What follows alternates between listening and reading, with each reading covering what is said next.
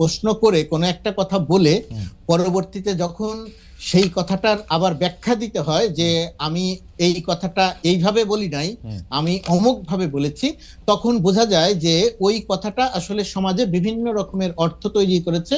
অর্থাৎ আমি যেটা মনে করে বলেছি, আমার যারা আমার কথা শুনছেন তারা বিষয়টিকে সেটা মনে করছেন না। মনে করছেন না দুই ভাবে, একটা মনে করছেন না উদ্দেশ্যমূলক ভাবে, আরেকটা মনে করছেন না সত্যি সত্যিই তারা বুঝতে পারছেন না হয়তো যে আমি এটা দিয়ে কি বুঝালাম। এটা দিয়ে আমি যখন বলেছি পরাজিতদের ধ্বংস করে দিতে হবে, তখন অনেকেই মনে করছেন যে আমি মনে হয় পরাজিতদের হত্যা করতে বলেছি। তার মানে কি হাজার হাজার মানুষকে হত্যা করে ফেলতে হবে, এরকম ব্যাখ্যাও হচ্ছে। আর আপনি যে কথাটা বলছেন যে পরাজিতদের ধ্বংস, পরাজিত কে? পরাজিত হন আপনাকে মনে করা হলে পরাজিত হন আপনাকে ধ্বংস করে দিতে হবে, সেটি কিরকম?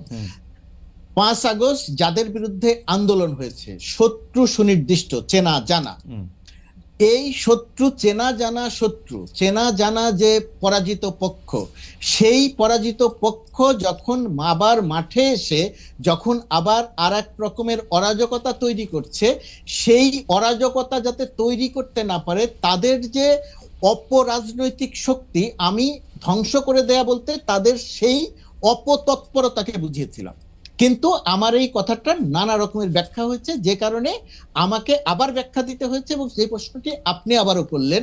এবং আমি এও জানি যে আমি এখন যে ব্যাখ্যাটা দিচ্ছি সেই ব্যাখ্যাটা দিয়েও সব মানুষ সন্তুষ্ট। এটা অ্যাবসলিউটলি, আমি আপনার সাথে একমত।